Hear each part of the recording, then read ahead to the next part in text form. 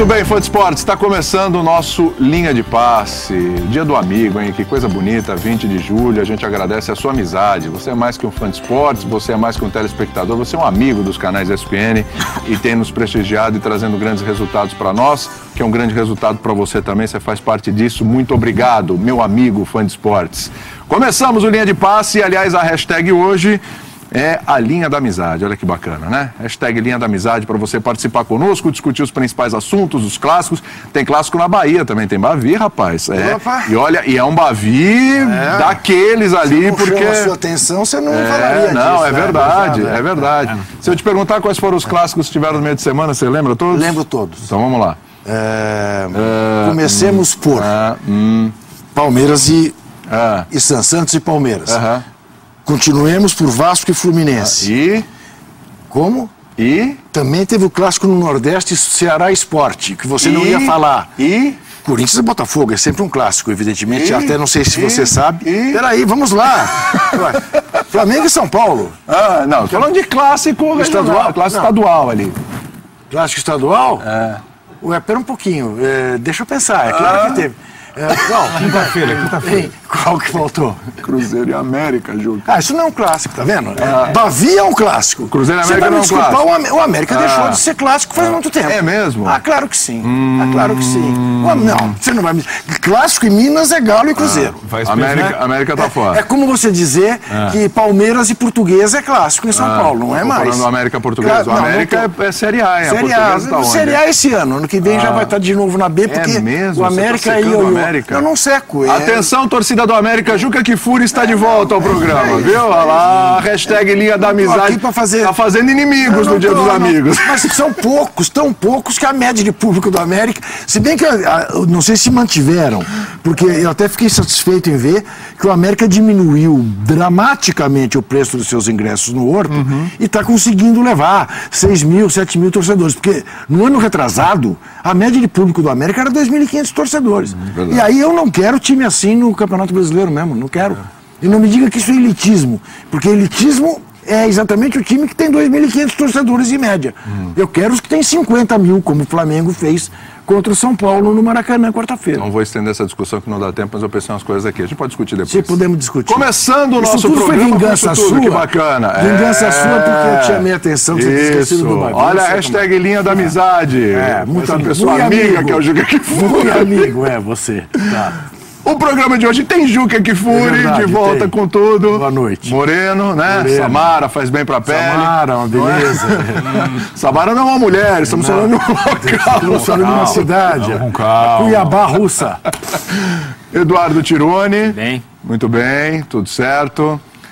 Quem tiver alguma indicação de um oftalmologista para Eduardo Tironi, por favor, indique. Está precisando. Por quê? Completamente sério. A idade chegando. Idade chegando. Não enxergo mais. Isso. Eu posso fazer. Mas assim. Futebol ele ainda consegue enxergar bem, graças a Deus. Arnaldo, tudo bem? Tudo, Pré-férias. De óculos. Isso. Temos problemas também de visão aqui ao lado, mas eu acho que durante essas minhas breves férias, 10 dias, tanto Jean quanto Tironi aparecerão na mesa do Linha com óculos. Vou voltar de óculos. Possivelmente. Possivelmente. Jean vai adotar, né, Jean? É o Linha todo dia. Agora, perto eu te vejo todo embaçado. Meu Deus, eu sou muito bonito mesmo, você não é parâmetro. Não, você é bonito. Isso nós não vamos deixar passar, porque você é bonito. Você sabe que é bonito. Você é mentiroso. E você faz o gênero de quem sabe que é bonito. Para com esse negócio. Você pode que eu fique aqui fora de volta com essa corda toda. Agora, olha aqui. Muito obrigado, Juca. Você sabe que o Nelson Rodrigues não enxergava chongas. Nada. Enxergava meio metro acima além dos olhos. Mas ele ia para o Maracanã. Ele saía do Maracanã de braço dado com Armando Nogueira.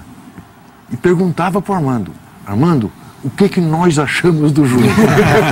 Aí o Armando contava para ele. Chegava na mesa redonda, ele discordava do Armando o tempo todo.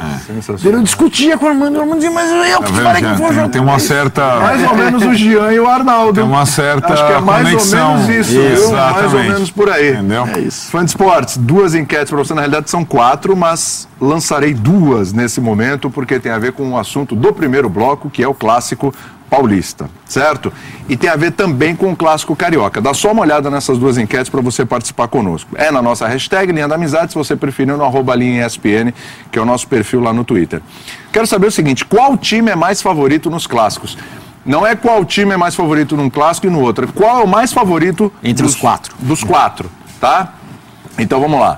É o Botafogo, é o Corinthians, o Flamengo ou o São Paulo? É o Flamengo. Muito bem. E a outra enquete tem a ver com dois personagens importantes neste clássico paulista, tá? Nenê e Rodriguinho. Quem você contrataria para o seu time? Escolhe um. Você contrataria o Nenê ou você contrataria o Rodriguinho? O Rodriguinho, pela Muito idade. bem. Diferença de idade entre eles, o Rodriguinho. Claro. Rodriguinho mais jovem, né? Claro. Pelo futebol também? O Nenê tá jogando muito. O Nenê tá fazendo a diferença no São Paulo. Eu acho o São Paulo favoritaço contra o Corinthians amanhã. Peraí, sério mesmo? Se ausentou durante a Copa, favorito. Mas o Flamengo é mais. Eu acho que se o Flamengo não ganhar do Botafogo, periga ter uma crise na Gávea, porque terá sido ou será a segunda derrota seguida no Maracanã, não pode, né, para quem estava liderando o campeonato. Mas acho que será tão absolutamente desastrosa para o São Paulo uma derrota, nesse momento. 7 pontos na frente do Corinthians, com absoluta vantagem técnica. Podendo ser líder do campeonato. Podendo ser líder do campeonato, com mais de 52 mil ingressos já vendidos para o Morumbi, que eu não tenho dúvida que o São Paulo ganha do Corinthians.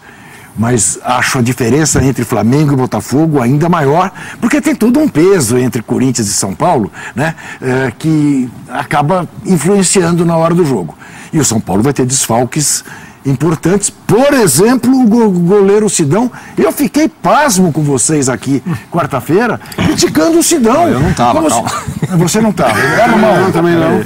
Era o Jorge. Sidão estava na redação, né? Tava na redação Sidão do jogo. ligando nos Twitter, para de falar mal do Sidão. Mentiroso. Sidão fez uma bela da mentira partida hoje. Fez uma bela apresentação, errou um ou dois lances, mas espera um pouquinho. Foi decisivo para que o São Paulo tivesse uma vitória, como o Arnaldo disse durante o programa, épica. Épica. Não só por ter... Foi o único visitante que ganhou na rodada. Foi. Único. Pegou o Maracanã. Foi o único estádio que lotou. Foi. A gente achava que o torcedor estava morrendo de saudade do Brasileirão, parece que nem tanto, né? Porque aqui em Itaquera pouca gente, né? Mesmo na Arena Grêmio pouca gente, baita jogo, Grêmio e Galo, né? 23 mil pessoas é pouco para esse jogo, mas enfim, pegou um Maracanã com 56 mil pessoas, contra o líder do campeonato, Que não tinha perdido no que Maracanã. não tinha perdido em casa ainda, faz 1-0 no começo do segundo tempo, sustenta o resultado, quase amplia em alguns bons contra-ataques, perde o Araruna, Perde o Rojas, inclusive, perde o Araruna, expulso, segura 7 minutos de acréscimo, da maneira como segurou. E com o Sidão no gol, né?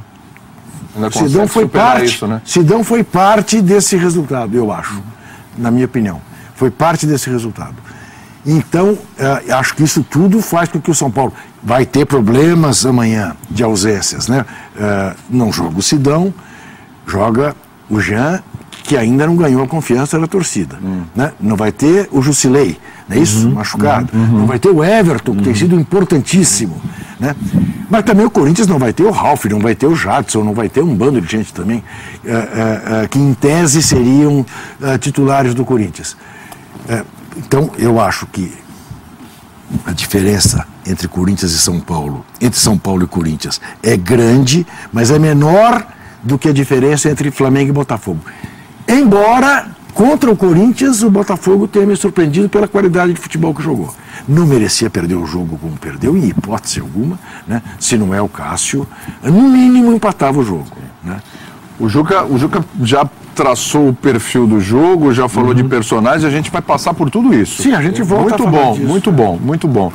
Vamos pelos times, então, primeiro. Vamos nessa? Aham. Por tudo isso que o Juca falou, o São Paulo é o único que tem a perder nesse clássico em caso de derrota? Sim. Sobretudo pelo contexto, né? É o que o Juca falou. São mais de 50 mil pessoas no estádio, é a perspectiva de continuar disputando a ponta do campeonato. É um favoritismo raro Nos últimos tempos. né, nesse clássico. Lembrando que o São Paulo teve um favoritismo raro contra o Palmeiras antes da Copa, e foi a única partida que o São Paulo perdeu no campeonato. Derrota rara. Foi uma derrota rara desse time do Aguirre, que é um time que com o Aguirre perde pouco. E acho que aí a diferença grande entre o jogo com o Palmeiras e o jogo com o Corinthians é que é o local, né? O jogo Palmeiras foi disputado no Allianz Parque, onde o São Paulo só perde, e o jogo contra o Corinthians é disputado no Morumbi, com só São Paulinos, onde o São Paulo, de vez em quando, tem vencido o Corinthians. De vez em quando. Venceu nesse Paulista, gol do Nenê, mas não foi suficiente, porque no jogo seguinte tomou aquele gol do Rodriguinho, perdeu nos pênaltis e foi eliminado do Paulista pelo Corinthians, ou seja, a vitória não serviu para muita coisa.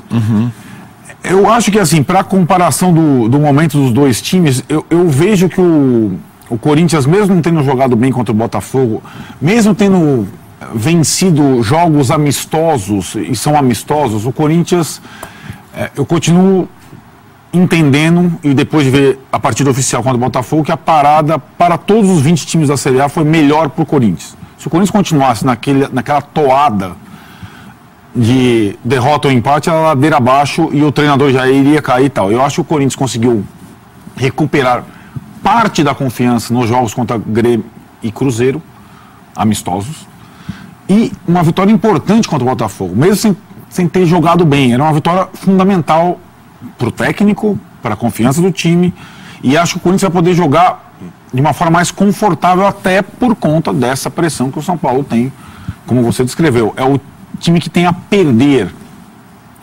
Na matemática da tabela, o empate não é ruim para o São Paulo, mas vai dizer isso para 60 mil torcedores são paulinos no Morumbi, sedentos por vitória. Então é impossível que o São Paulo não busque a vitória. E esse contexto todo permite que o Corinthians faça um jogo de franco atirador. Mais estratégico, jogando no erro, que é mais condizente ao time que o Corinthians tem hoje. Sim. O Corinthians não vai ter o Roger centroavante, que para esse tipo de jogo talvez seja melhor. Não é à toa, né, Arnaldo? Se olhar, por que o Roger não está nem relacionado? Teria sentido dores e tal, mas assim, mas eu acho que não seria uma opção mesmo 100% fisicamente para começar a partida. Sim. E vejo, como eu falei aqui na quarta-feira, obrigado pela audiência, Juca, na quarta-feira. Sim, eu sempre vejo. Até na Rússia vi algumas vezes. Que é um teste muito importante pro São Paulo do Aguirre no campeonato, pro elenco do São Paulo, para reposição, para a questão emocional do São Paulo, para tudo, pro Nenê, e vou concordar um pouco com o Juca. Opa! Em relação ao Sidão, eu acho que o Sidão, e é visto por muita gente São Paulina, talvez pela grande maioria da torcida, como um goleiro que não passa segurança. Isso é verdade. Passa mesmo. Isso é verdade. Isso é verdade. Mas ele não é um lixo, como a gente... Não é. Não, pelo amor de Deus. E ele adquiriu uma importância nesse time do Aguirre notável. O cara é capitão do time e ele é quem comanda o time. O São Paulo tinha como comandantes até a chegada do Aguirre. Lá atrás, na transição de 2017 para 2018, o Hernandes que saiu, o Rodrigo Caio mais ou menos que se contundiu e o Petros que já foi embora também. O São Paulo, e agora o São Paulo formou um novo tipo de liderança. Tem o Sidão, o Nenê, o Diego Souza, o Reinaldo. Então o Sidão não acho que é um personagem tão maléfico assim. Claro que quando você vai comparar São Paulo e Corinthians, o Cássio é muito goleiro, tá bom, assim. O Cássio é um goleiro que ganha jogos. Sim. Já ganhou vários jogos do São Paulo, inclusive. Isso. Ele jogos grandes, inclusive. Exatamente. Ganhou quarta-feira. Ganhou um jogo quarta-feira. Né? É um dos responsáveis pelos 3 pontos do Corinthians contra o Botafogo. Não dá para comparar o Cássio com o Sidão e nem com o Jean. O São Paulo não tem um goleiro que ganha jogos. Embora tenha pago uma quantia gigantesca pelo Jean, por uma promessa, porque ele joga também com os pés, etc. Eu não vejo o São Paulo ganhando com a ausência do Sidão e a presença do Jean. Não vejo o São Paulo ganhando com a ausência do Jusilei, evidentemente, e muito menos com a ausência do Everton, que tem sido um jogador fundamental para o time. Então, eu acho que esse tipo de ausência e a responsabilidade total, ela dilui um pouco o favoritismo do São Paulo no jogo, entendeu? Porém, só para finalizar, você falou, vamos aos times. Isso. Esse novo favoritismo do São Paulo num clássico contra o Corinthians também se deve ao fato que o São Paulo hoje tem um time. O São Paulo poucas vezes nos últimos anos teve time, tinha bandos. Bons jogadores aqui, bons jogadores. E, curiosamente, o Corinthians sempre teve times. Isso. Organizados, com padrão, tal. O time corintiano hoje, com o Loss, está buscando reativar um padrão de jogo. O São Paulo já tem um padrão de jogo.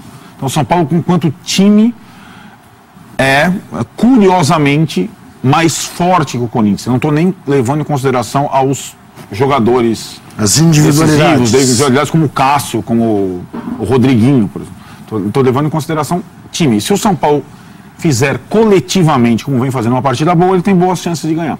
Você pensa assim, Jerônimo? Você acha que tem diferença? Tem um time contra um quase time? Eu acho que sim. Acho que isso é a primeira vez em muito tempo, né? Que entra em campo São Paulo e Corinthians e você fala, o São Paulo nesse momento aqui é mais organizado. Estou lembrando, do melhor jogo que o São Paulo fez contra o Corinthians. Vai 1-0 e depois o anterior, que era ainda com o Dorival Júnior, que o São Paulo fez 1-0, depois tomou um empate até injusto, né? O brasileiro do ano passado. Nem naquele momento o São Paulo tinha mais time que o Corinthians do ponto de vista de organização. Nem de longe. O São Paulo poderia ter ganho. Mas mesmo naquele jogo, o São Paulo jogou no seu limite do limite. Fez um primeiro tempo incrível, tanto que cansou no segundo e tal. Então faz muito tempo, né, que o São Paulo, que você olha e fala, bom, esse time aqui está mais organizado, esse time aqui não vai tomar um gol e o jogo vai acabar. Mas isso vai ser colocado à prova amanhã, né? Porque o Corinthians é a maior asa negra do São Paulo dos últimos sei lá quantos anos. Sim. Sim. Não trate assim o Corinthians. Como asa negra. O maior algoz. Asa negra é o Juventus. É o maior algoz do São Paulo. É um time menor. Algoz. Sim, o maior algoz do São Paulo dos últimos tempos. Aconteceu de tudo, né? 6-1. Aconteceu tudo que você pode imaginar. E até quando o São Paulo conseguiu vencer, foi mata-mata. Foi eliminado. Foi eliminado. Eu acho que esse é o peso grande desse jogo pro São Paulo. Por isso que eu até concordo com o Arnaldo. Se empatar amanhã, do ponto de vista da torcida que vai estar lá, o estádio lotado, pode ser um pouco frustrante, verdade. Mas se você pensar naquele campeonato ideal, 2 pontos por jogo, tá ótimo. Ganhou do Flamengo fora. Imagine que o Botafogo ganhe do Flamengo. São Paulo empata com o Corinthians, tá de bom tamanho do ponto de vista da tabela. Sim. Mas eu compreendo. O torcedor vai amanhã para fazer uma festa. Botafogo. O jogo é antes, hein? Essa é uma. Sim, às 7 horas da noite. E é aquele jogo maior. Se o Botafogo ganha do Flamengo e acabou o jogo, vai começar o jogo do Morumbi. Se vencer o São Paulo é líder. Pois é. Aí é a prova da prova. Isso. Ou empatar. Passa o empate e a vitória já dá a liderança. Agora, o outro lado da moeda é que, assim, o que pode significar uma vitória do São Paulo? Cara, a gente passou por um obstáculo que é muito duro nos últimos anos. Ganhamos do Corinthians e tal. É maior. Acho que esse é o ponto. Embora no Morumbi, é maior do que a vitória sobre o Flamengo. Eu acho que é. Do ponto de vista do São Paulo, o flamenguista que me entenda. Sim, é verdade, você tem razão. Falando, o São Paulo tem hoje um complexo em relação ao Corinthians. Exato. Que ele mata ganhando amanhã, depois divide uma vitória como veio contra o Flamengo. Se apresenta. Fala assim, esse time aqui ganhou de um dos favoritos e do time que ele sofre muito para ganhar. Aí muda de tamanho, né? Aí você começa a olhar o time como o time que tá todo mundo falando, com esse time aqui dá para chegar na Libertadores, dá para ficar ali entre os 6 primeiros e tal. Aí você fala, opa, dá para ser campeão. Dá para pensar em sonhar com isso. É isso, claro. Então, por isso que eu até discordo de vocês em relação à questão na tabela para o São Paulo é bom porque ganhou do Flamengo. Eu acho que assim, o São Paulo precisa voltar a ter o raciocínio do time que quer ser campeão.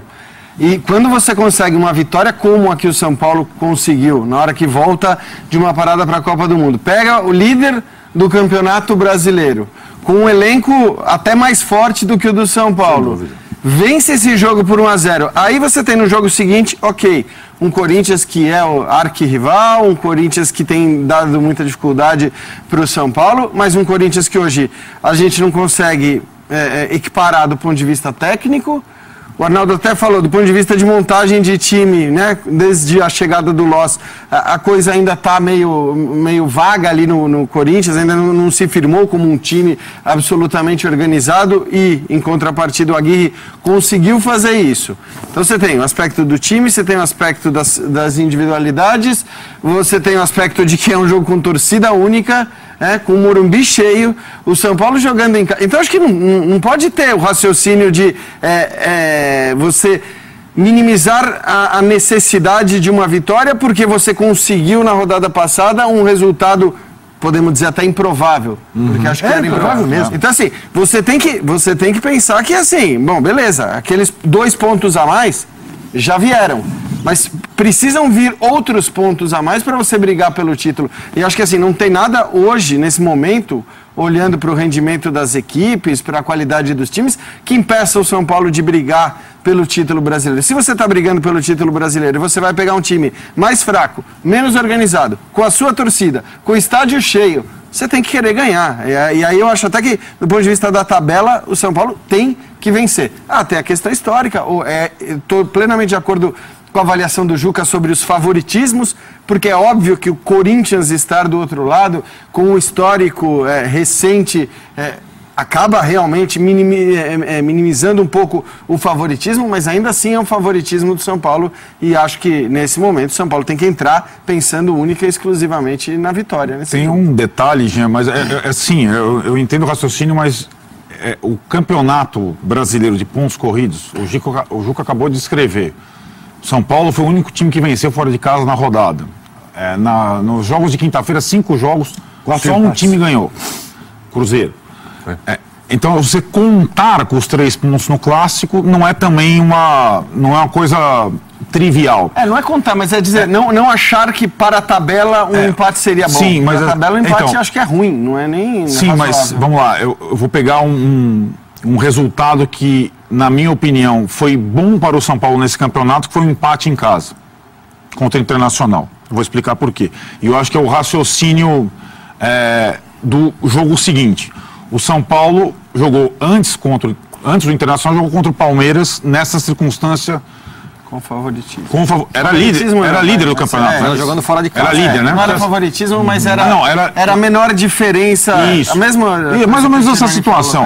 Não era líder, não, mas assim, tinha sido líder na quarta e foi ultrapassado na quinta pelo Flamengo de novo, sim, mas poderia voltar a ser líder vencendo o Palmeiras. E foi com tudo para jogar contra o Palmeiras. Sendo que o jogo era num sábado à noite, até tem essa curiosidade, e o São Paulo jogava contra o Inter na terça seguinte no Morumbi. O São Paulo foi com tudo contra o Palmeiras,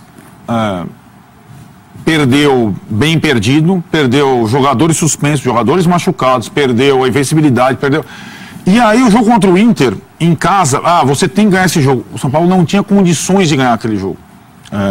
Não tinha condições ideais para ganhar. E soube jogar para não perder, mesmo em casa. Eu acho que o campeonato, às vezes, te coloca essas situações. E era o Internacional, não é um rival direto, era um jogo em casa, o rival direto, mas era um rival de tabela. Mas era um outro contexto, justamente. Sim. Um contexto diferente desse contexto, em que não é que... eu acho que esse contexto é diferente por tudo que a gente falou. E talvez muito pela atuação que teve o Corinthians. Sim, contra o Botafogo. Porque foi uma atuação fraca do Corinthians. O Corinthians não jogou nada bem. Quer dizer, quem foi espetacular foi o Cássio. Ele é o responsável direto pelos 3 pontos e é difícil achar um outro.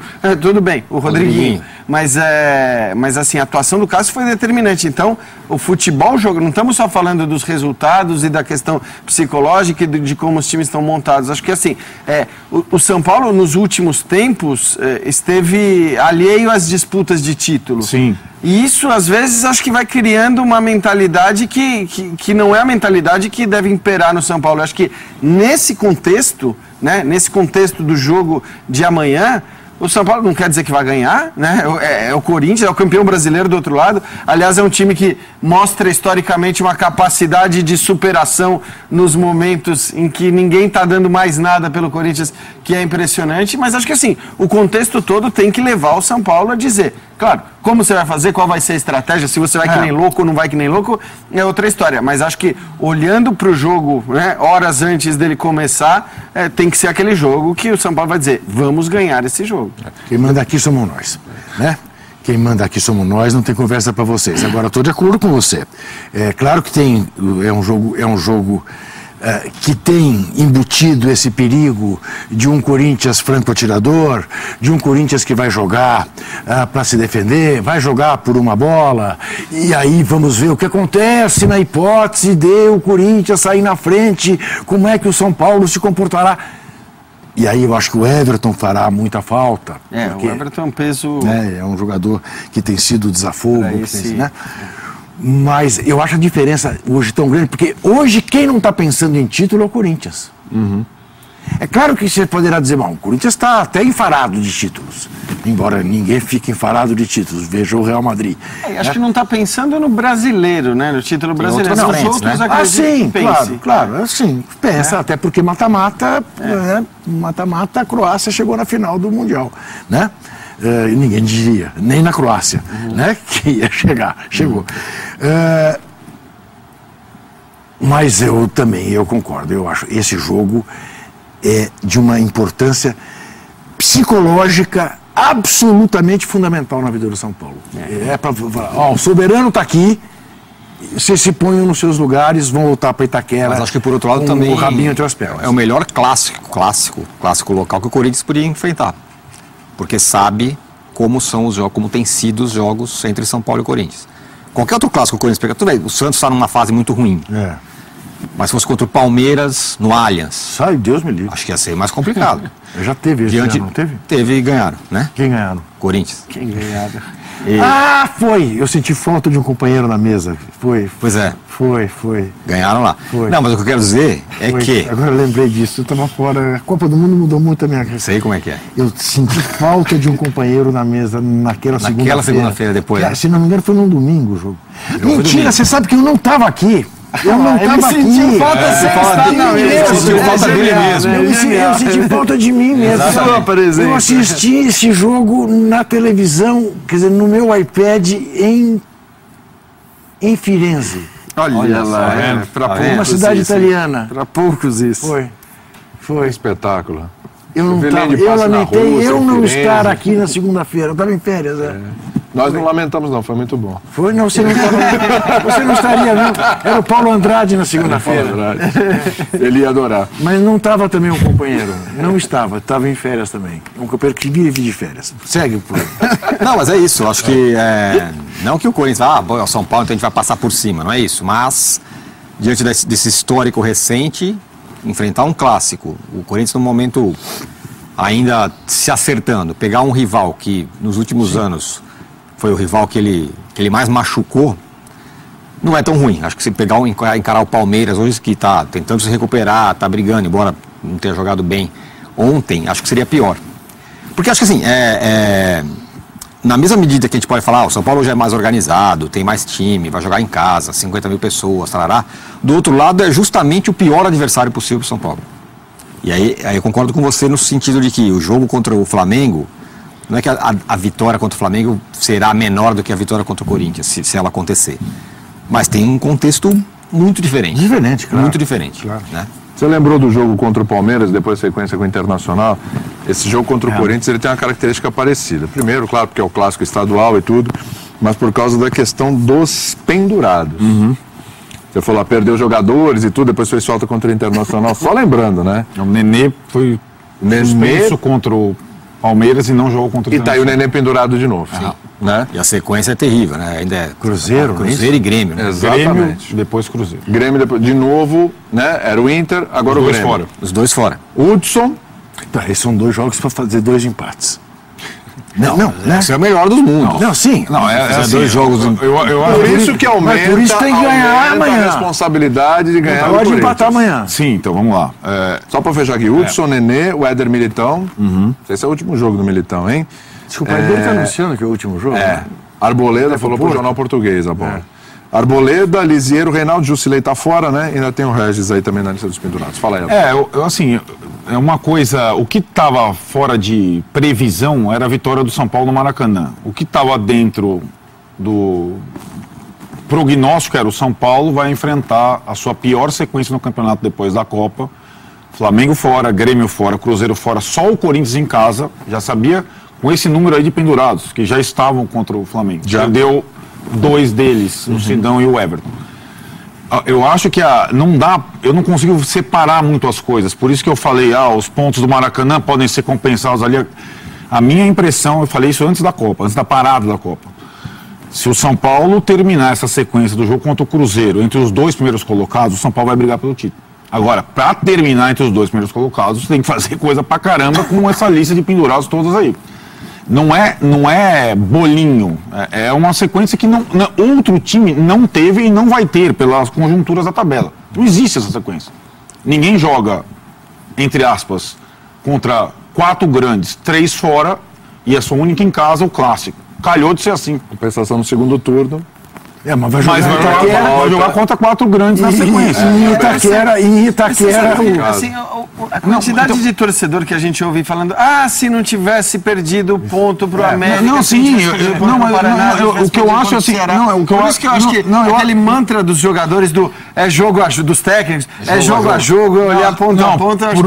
Sobretudo pro Aguirre, jogo a jogo. Ele arrisca, ele joga com ninguém, não poupa ninguém. Mas eu acho que a sua colocação sobre. Faz muito tempo que o São Paulo não se coloca como postulante ao título. Isso tem que ser visto nessa sequência de 4 jogos. Nos 4 jogos. E assim, nos 4 jogos com algum eventual, entre aspas, tropeço, alguma eventual derrota. Porque esse campeonato é assim, se perde do Flamengo, teria que vencer o Corinthians. Imediatamente. Não permite que em 4 jogos você faça 1 ponto.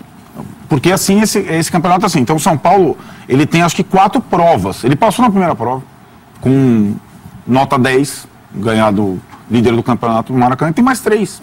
E tem que ir bem, tem que pelo menos passar na nota de corte nas próximas 3, para, como o Jean falou, esse ano, depois de muito tempo, eu vou brigar por esse título. O São Paulo só teve nessa situação nos últimos tempos em 2014, quando brigou em 2 momentos do campeonato com o Cruzeiro, 2 frações do campeonato. Na prática, ele já está fora da disputa, sei lá, na 5ª rodada do segundo turno. Renasceu um pouquinho, depois...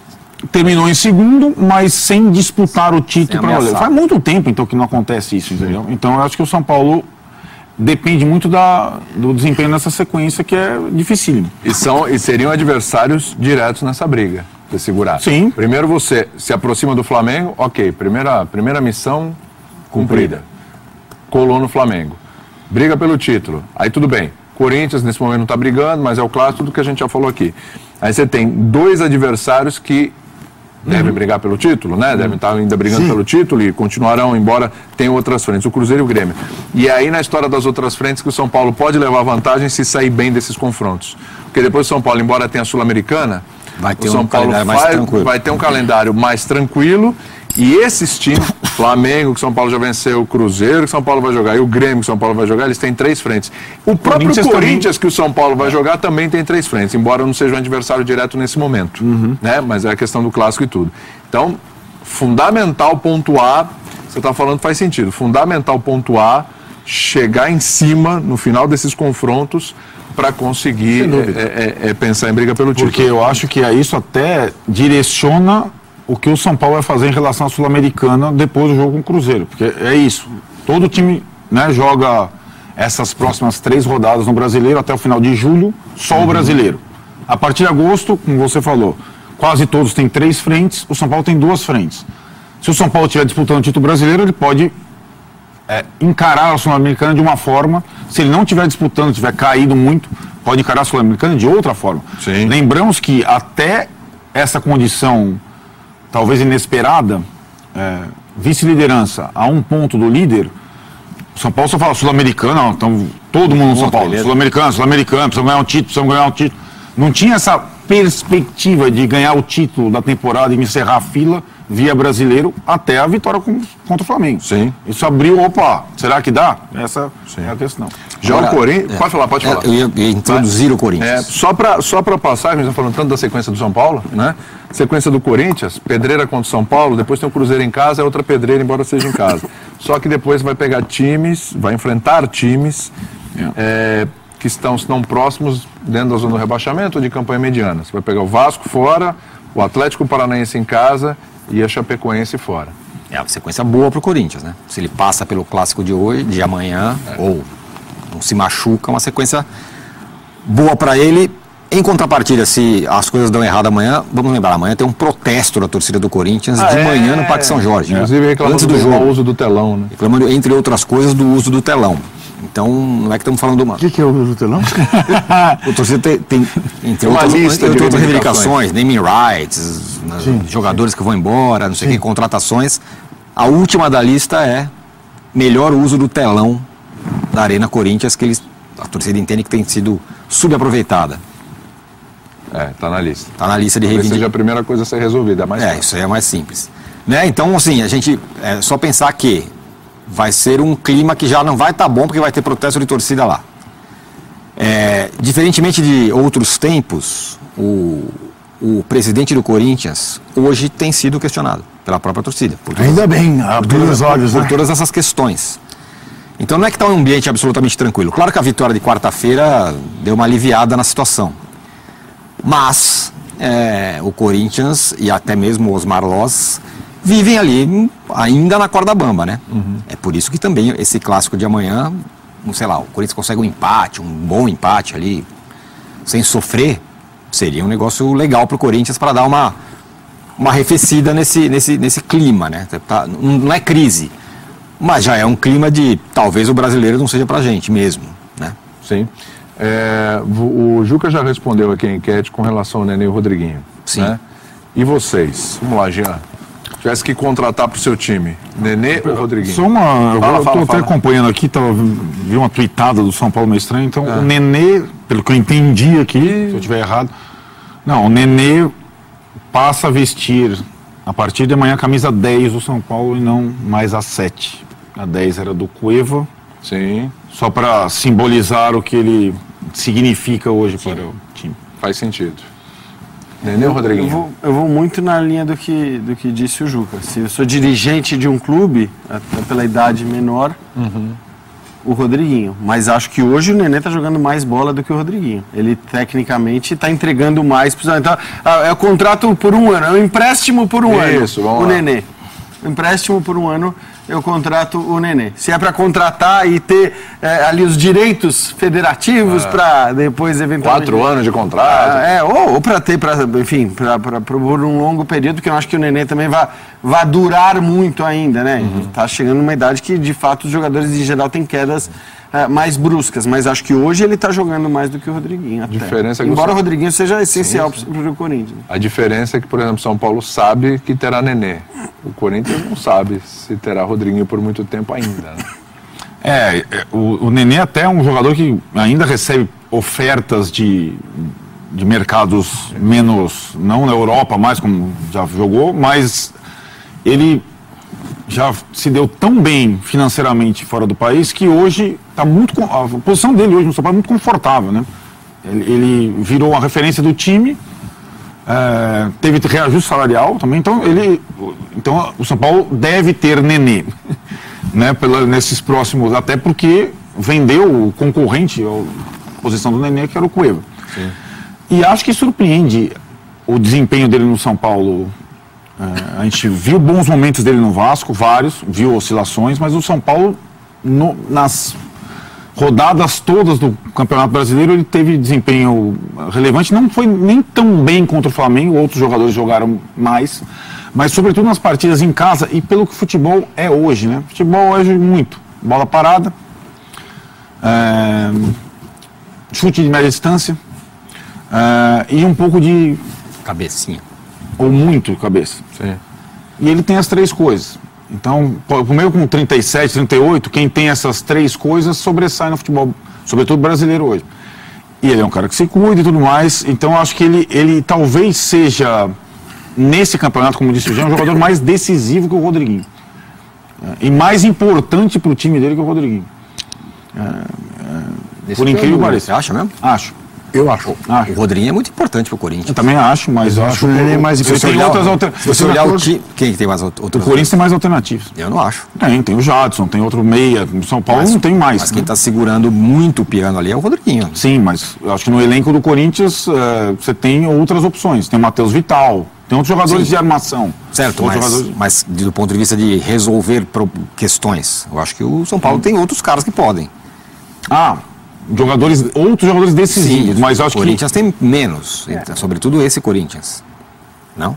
É difícil, acho que essa de quem é mais decisivo é difícil, porque até pelo fato do Corinthians ter um time mais limitado do que o do São Paulo, o que o Rodriguinho está fazendo é o jogo de quarta-feira. Ele faz gol, né? Achou um gol no começo do jogo. Ele é o jogador que ganha ponto, né? Pois é. É aquilo, assim, é o Jogador jogador que tem ponto. ganhado pontos para o Corinthians. Eu acho que essa realmente eu não saberia responder. Quem é mais decisivo hoje para o seu time? Mas eu acho que, assim, olhando para os 90 minutos de todas as partidas, eu acho que no jogo, embora o Rodriguinho chegue lá e meta o gol que meteu contra o Botafogo e garanta os 3 Mas pontos. Fico pensando vocês estão se influenciando muito pelo esse gol do Rodriguinho. Não, há quanto tempo a gente está falando? Gol do Rodriguinho. Havia 9 jogos que ele não fazia gol. Mas é a obrigação dele fazer Não, gol? não é. Não, mas ele não vinha jogando tão bem. Não vinha sendo tão decisivo. Ele começou bem o campeonato. O Nenê, desde que o Aguirre chegou, o Nenê é o cara do São Paulo. Sem Eu, dúvida. eu acho que a gente pode fazer um exercício que é o seguinte: tira o Neném do São Paulo, tira o Rodriguinho do Corinthians. Eu acho que Vai, essa é a questão.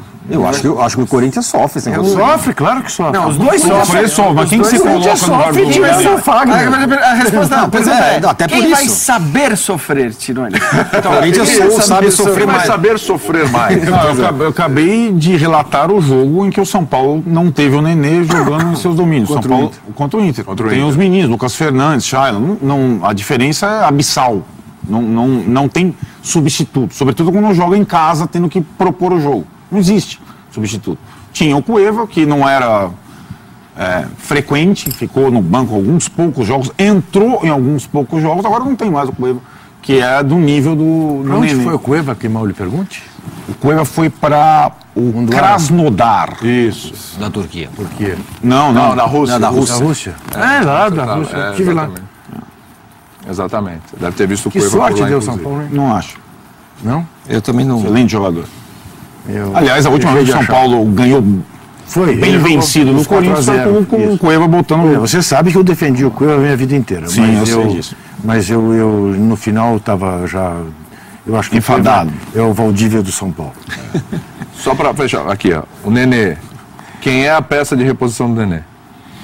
Não tem. Ou muda o esquema? Não, são os meninos. É o Lucas Fernandes, é o Shailon. Você puxa o Diego Souza? Não. Pra fazer essa Não tem função mais. e põe lá o Diego Carneiro Souza na frente? Não, isso Que é uma opção. Não, vamos lá. Ficamos com a impressão lá atrás, por conta do negócio da seleção brasileira, que Diego Souza não é centroavante, rende melhor. Diego Souza é mais do que nunca centroavante. Só é centroavante hoje em dia. Não tem, e é bom centroavante. Né? E acho que Potencializado pelo Everton. numa emergência ele pode jogar com outro centroavante. Emergência.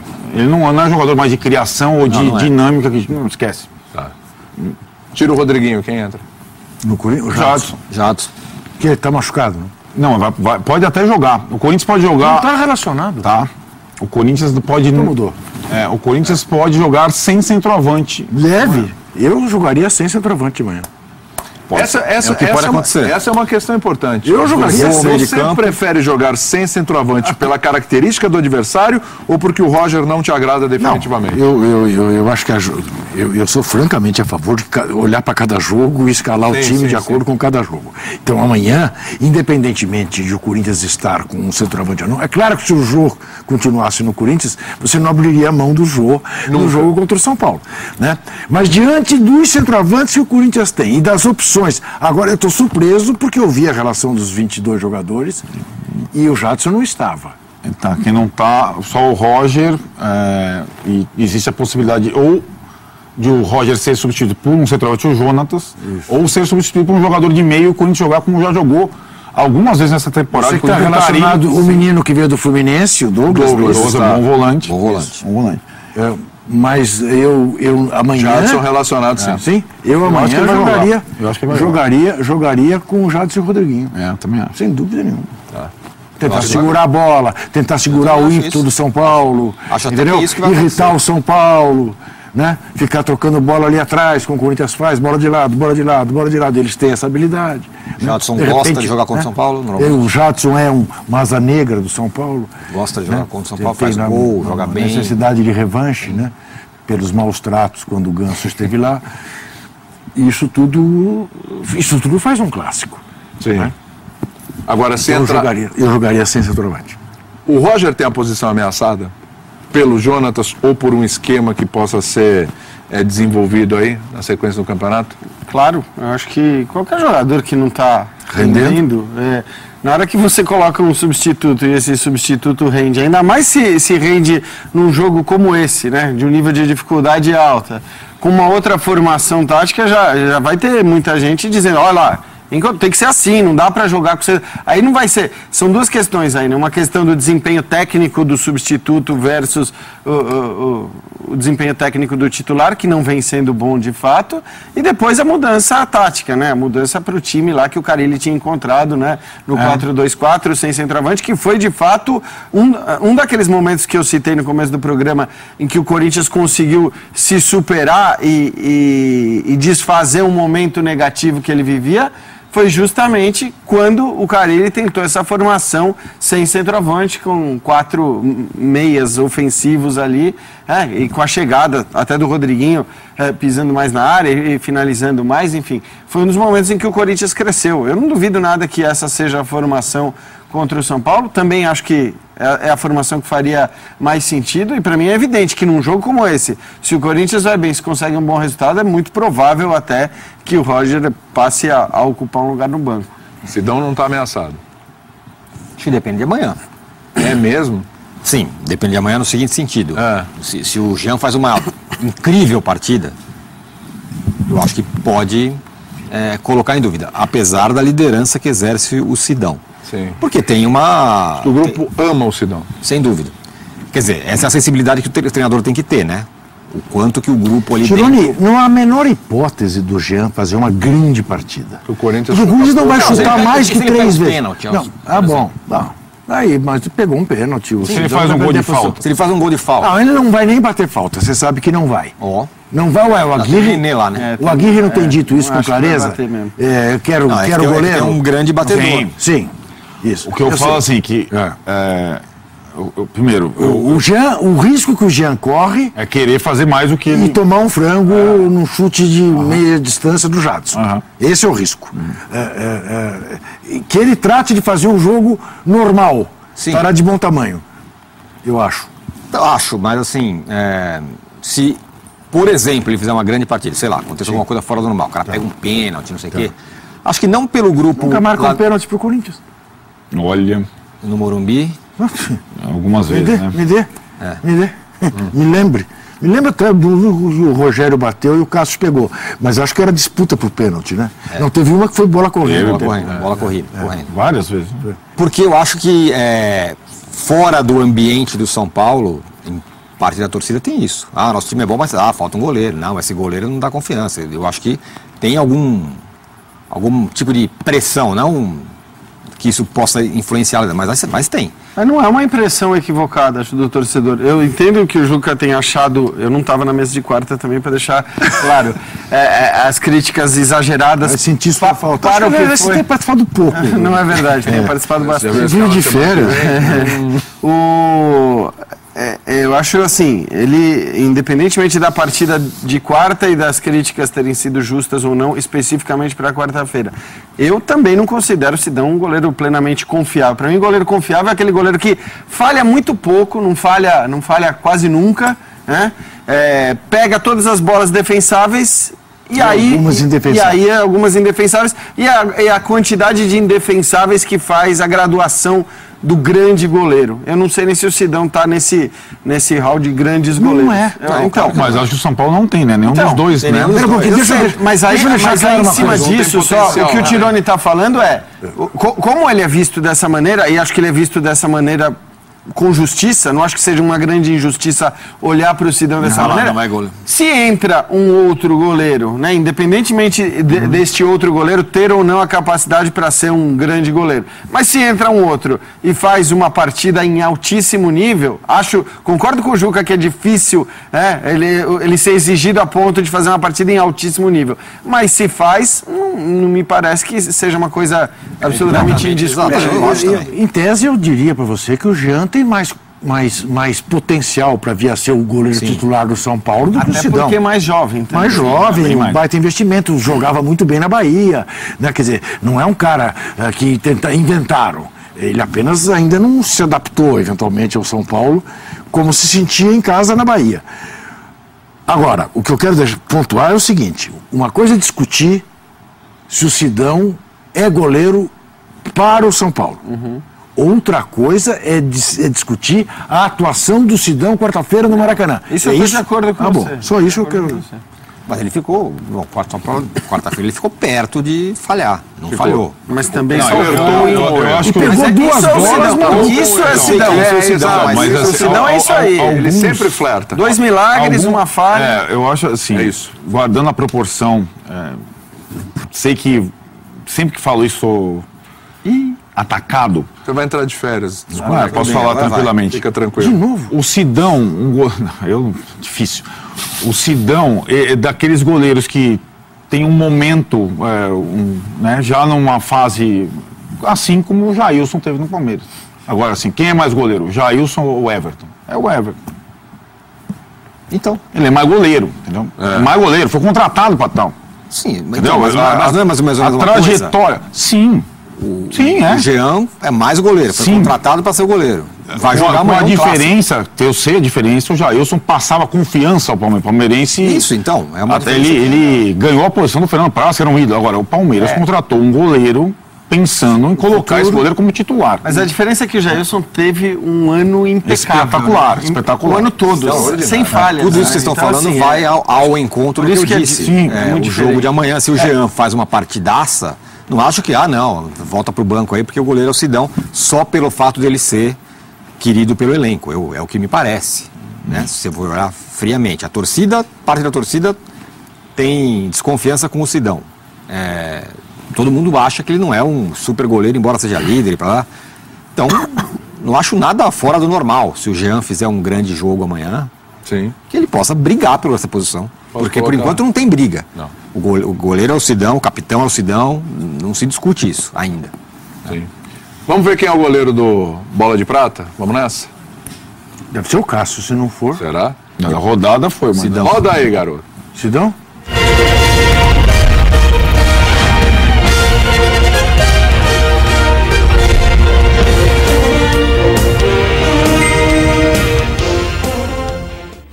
Oito só? Quem deu? Calma. Prêmio ESPN Bola de Prata Sporting Bet. Seleção após 13 rodadas. Calma, você já está quase infartando aí, calma. É o somatório de tudo. Eu sei, mas vai explicar para mim como é que funciona a bola de prata. Tá ali, ó. É o que faltava. Diego Alves, Militão, tá certo. E a gente tem a seleção da rodada. Seleção da rodada, sim, o Cássio está na seleção da rodada. Não, mas se você está me dizendo que deu 8, eu quero saber quem foi que deu 8. Exatamente, nota 8. Colégio Eleitoral. Colégio Eleitoral, rapaz. E tem o algarismo. Bom, Diego Alves, olha o Militão aí, Rodrigo Moledo, Vitor Cuesta e René. São dois dupla de zaga do Internacional, hein? Seguindo, se possível. Vamos lá. Demorou a transição ali, né, pro meio. Maicon e Bruno Henrique. O Bruno Henrique entrou na posição do Arthur, que não está mais entre nós do futebol brasileiro. Isso. Nenê, Lucas Paquetá e Everton, que entrou no lugar do Vinícius Júnior, que também não está mais entre nós no futebol brasileiro. Muito bem. E quem está na frente? Quem está no comando de ataque? Não. O Pastor. Que entrou no lugar do companheiro Roger Guedes. Roger Guedes, que não está mais entre nós. Está mais entre nós também no futebol brasileiro. Tá? Mesmo assim, incomodado por Pedro, do Fluminense. Faz um ótimo campeonato. Que faz um excelente campeonato e é vice-artilheiro. Salvou o Fluminense. Aliás, é vice-artilheiro, não é artilheiro, porque o Roger Guedes foi embora. O Roger Guedes continua lá com 9 gols, evidentemente. Tá lá, não perde isso. Mas dos que estão atuando, né, estão no futebol brasileiro, ele é o artilheiro junto com o William Bigode do Palmeiras, os dois com 7 gols. Intervalo, voltamos. Tem gols mais bonitos hoje, que maravilha, eles estão de volta. Não, olha, daqui a pouco. 55 minutos esse primeiro bloco. Bom, né? Eu acho que você exagerou. Porque você atrapalhou muito no Você começo. devia ter chamado mais intervalos, porque depois no final do programa você tem que falar do ouvir América, muito. você falar português. Não, você foi falar da provocando. Rússia. Né? Você ficou...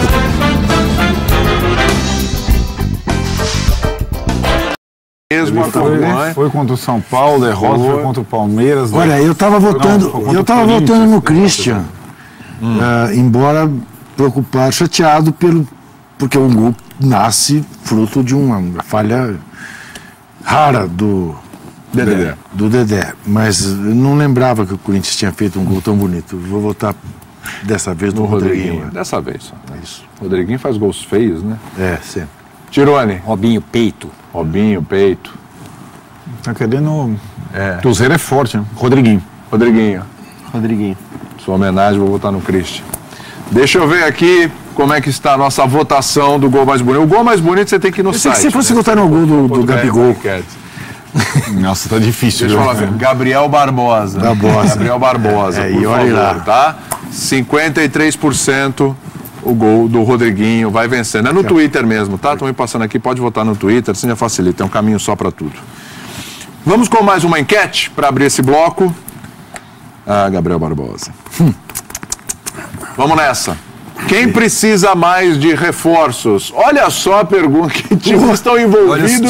Olha os times envolvidos nessa enquete. O Flamengo, o Palmeiras. Quem precisa de reforços? Eu acho que é nenhum dos dois. Sabe por quê? Foi curioso que essa semana, entre as várias edições aí do Linha de Passe, na quarta-feira o Mauro atentou para a necessidade de reforços no Flamengo. E ontem, se eu não me engano, o Jean Oddi falou assim, olha, prestem atenção nesse vasto elenco do Palmeiras, né? O vasto elenco do Palmeiras, e chamou atenção para algumas necessidades. Mas não acho que Mas você acha que precisa de reforços ou não? Os dois precisam, um precisa mais que o outro? Pensa comigo. Eu acho Você deixa de fazer fofoquinha aí. Vai. Você imagina a situação do corintiano. Precisa de reforço do Do Corinthians. santista, né? Flamenguista e São Paulo e palmeirense falando de reforço. Reforço. Não, eu acho curioso isso. Esse é o debate. Pronto, Jean, agora você tem a palavra. Vamos lá. Palmeiras Por favor. Um zagueiro central. Eu acho que assim, primeiro, a enquete está perguntando entre os dois quem precisa mais de reforços. Não está necessariamente dizendo que um ou outro precisa de reforços para brigar pelo título brasileiro. Eu acho que Entendeu? tanto O que revela que a enquete não faz o menor sentido. mas é porque Não foi assim, minha, hein? foi uma questão que se... Você colocou... Por conta... Tava no ar e você vamos lá. colocou... Eu acho que assim, Exatamente. no caso do Flamengo está muito claro, né? Que desde a saída do Vinícius Júnior, o Flamengo vem procurando esse substituto para o Vinícius Júnior. Está tentando Vitinho, mas por enquanto o Vitinho não, o acerto com o CSKA não acontece. De fato, se você olhar para os jogadores que estão no Flamengo, eles não renderam ainda o que se esperava que pudessem render. Os que são candidatos a substituir o Vinícius Júnior, nenhum deles acho que rendeu o futebol nessa altura, embora eu nem acho que o Vinícius Júnior fosse o melhor jogador do Flamengo na temporada. E tem uma questão também do volante agora, né? A saída do Jonas, acho que deixou o Flamengo sem uma alternativa confiável para aquela posição. O Rômulo entrou e não foi bem de novo. Acho que o Rômulo não tem rendido bem quando joga ali. Aliás, não tem rendido bem em lugar nenhum. Só para irritar um companheiro nosso, o Ilharão não está mais disponível? Tava no banco, Tava no banco, mas o Barbieri até trocou o meio de campo, trocou o volante e preferiu improvisar. E não pôs o William Arão para E não jogar? colocou ele, não. Eu acho que o William Arão virou mais uma alternativa muito pouco utilizada para quando você quer colocar um meio-campista com um pouco mais de capacidade de chegar e de reter a bola do que outra coisa. E ele não tem sido usado nem nessas condições. Então talvez ali falte agora, depois da saída do Jonas, a alternativa ao Coelar. Para o Palmeiras, eu acho que a questão ela passa muito pelas lesões e não tanto pela falta de elenco. Onde falta jogador indiscutivelmente para o Palmeiras? Tem gente que acha que falta do zagueiro do nível do Mina, mas você não vai achar zagueiro do nível do Mina assim, opa... Mas esse argentino que está chegando? Eu confesso que eu não sei. Eu não tenho condições de avaliar o futebol dele. Não sei se o Renato Rodrigues sabe. Acho que a gente vai esperar. Até porque o Palmeiras já contratou vários jogadores que quando chegaram para a zaga eram vistos como grandes apostas. O caso do Luan, o caso do Juninho, para citar dois do futebol brasileiro. Os dois não renderam no Palmeiras. O Emerson nem jogou, né? Agora, O Emerson chegou e foi é embora. surpreendente que o Barcelona esteja pondo preço no Mina depois da Copa que o Mina fez, né? Me parece até que o primeiro intuito do Barcelona ainda é o empréstimo, né? A primeira alternativa. jogador, Depois. Mas só para a gente explicar um pouco também dessa enquete que também não fui eu que criei. Não, mas o grande barato Alternativa. dessa enquete é que assim, é óbvio que se você chegar e falar assim, o Santos, claro que precisa, o Corinthians, pelo amor de Deus, Fluminense, Botafogo, lógico que precisa. Claro, Chapecoense. O barato dessa enquete é que é o seguinte, são dois times que a gente nem pensava em questionar esse tipo de coisa, são dois times favoritos ao título, estão em todas as frentes que disputam, enfim, só que o retorno da Copa do Mundo teve algumas coisas pontuais para a gente refletir. E para explicar o porquê dessa reflexão, eu até sabia que essa discussão ia vir à mesa. Alterações do Palmeiras contra o Santos. Entraram Arthur, Daverson e Jean. Arthur Alterações do Palmeiras no jogo anterior. Entraram Arthur, Papagaio e Lucas Lima. Tudo bem, Lucas Lima. Alterações no jogo anterior. Arthur, Mike e Moisés. Então, Moisés, é claro. Para dizer que, evidentemente, o Palmeiras sofreu antes da parada da Copa do Mundo por conta das lesões, e aí acho que se deve a uma má administração do elenco, que a gente chamou a atenção aqui desde o começo, né? O time jogando muito, o time jogando o tempo todo, o mesmo time, e isso acabou criando ali problemas físicos. Fosse para jogador que estava jogando demais, ou para jogador que não jogava nunca e quando entrava acabava se machucando por falta também de ritmo de jogo. Agora, evidentemente, por mais que tenha perdido o Keno, o Palmeiras não teve nessa última partida o Moisés, o Dudu e o Borja. O Dudu, me conte sobre o Dudu. O Dudu está sendo meio que objeto de fofoca, né? Está insatisfeito, queria ir para a China, o Palmeiras não topou e tal. Eu vi alguma coisa, mais uma vez, esse Boquirroto, presidente do Corinthians, se meteu na vida do Palmeiras, que o Dudu está insatisfeito e... A insatisfação do Dudu, o Boquirroto, presidente do Corinthians, não vai conseguir satisfazê-lo porque era a impossibilidade de ganhar os 2 milhões de reais que ele tinha por mês como proposta do futebol chinês. Evidentemente ele queria sair, deixou claro isso para mim numa postagem absolutamente infeliz no Instagram, né, dizendo feliz ou não, estou aqui, depois ele editou e tudo mais. Mas ele foi muito infeliz na postagem. Acho que o jogador ficar chateado por não ir é compreensível, mas ele tem que cumprir o contrato, assim como o clube também tem que cumprir contrato quando não quer utilizar o jogador, e se o jogador quer ficar como o Ganso, por exemplo, agora no Sevilha. Mas só para encerrar a questão do elenco, você considera que o time que entrou em campo do Palmeiras contra o Santos era um time forte, né? Sim. Era um time bom. Claro. E não tinha jogando Moisés, Dudu e Borja. Então, sinceramente, acho que longe de falar que... Nem o Jailson, nem o Praz. O Jailson e o Praz lá atrás. Longe de falar que precisa, né, urgentemente de contratações. Acho que a questão do Palmeiras passa muito longe da necessidade de contratações para que o time seja um time com condições de brigar em quase todas as frentes que disputa. Mas então, assim, eu concordo, mas a gente... Primeira etapa do Roger na temporada ou no Brasileirão. Utilizou demais o mesmo time, administrou, digamos, mal o grande elenco que tinha. Agora, nem tem um elenco tão numeroso assim. Perdeu uma ou outra peça, digamos. Ele voltará a ter, né? Voltará a ter em breve. Mas, de fato, as atuações do time, e sobretudo as atuações do time durante um jogo inteiro, elas deixam a desejar. A gente falava isso antes da parada, levando em consideração 12 jogos. Você conta nos dedos a partida que o Palmeiras fez. Ânsia de matar, né? Ânsia de várias vezes na frente do placar, né? E contra o Santos foi a mesma coisa. O Palmeiras teve o jogo à mercê durante grande parte da. E acho que falta alguma coisa mesmo. E é uma questão de.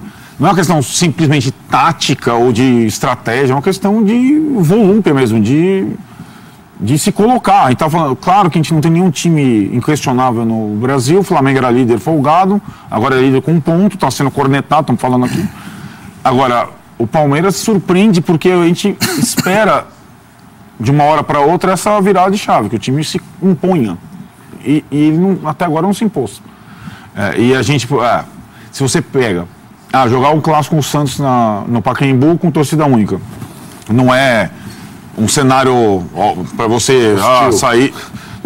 Não, não. Aquela coisa da tabela pode até não ser um mau resultado, mas o contexto transforma num mau resultado. Um gol logo de início, com um jogo à mercê, o contra-ataque à mercê e tudo mais. E agora a sequência atlética, com 2 vitórias, o Palmeiras colava e se colocava. Agora só pode ter uma dessas vitórias contra o Atlético, que está todo bagunçado em casa. O Palmeiras tem que se colocar no campeonato. O Jean falava aqui antes de começar a temporada. O Palmeiras montou um elenco e parece que a diretoria tinha essa ideia para jogar o Campeonato Brasileiro de pontos corridos. Não é priorizar a Libertadores ou a Copa do Brasil, muito menos. O Palmeiras tem o elenco mais farto do Brasil, em tese, para ganhar o campeonato de pontos corridos. Então tem que se impor no campeonato de pontos corridos em algum momento. Até agora não. Impressionante a falta de apetite do time, né? Mas impressionante. Eu fiquei impressionado. É engraçado, porque é um time que avança umas casas e depois parece que volta, né? Teve jogo que você fala, agora ganhou do São Paulo. Sim. Aquele jogo no clássico lá. Ganhou, agora vai. Falou, ganhou bem ganhado. Falou, agora acho que esse time vai. Aí passa alguns jogos, regride, como foi nesse. Então, essa é a questão, né? Não é nem que o time nunca entrega alguma coisa. Tem jogo que ele entrega, aí você fala, agora vai. Não, pois mas ontem o que me deixou surpreso, Tironi, foi o seguinte, quer dizer, fez 1-0 com 6 minutos, tá bom, o Santos tinha ido para cima, então, mas fez o gol, né, com uma belíssima jogada do William, diga-se de passagem, uma belíssima virada do Lucas Lima. Depois cozinhou o peixe, sem trocadilho, o tempo que quis. Quase fez o segundo gol. Quase fez o segundo gol, que o zagueiro tira na linha fatal. Aí toma um gol de empate e em 5 minutos quase faz 3 gols. Quer dizer, o Vanderlei fez 2 defesaças no final do jogo e o Jean chutou a bola na trave.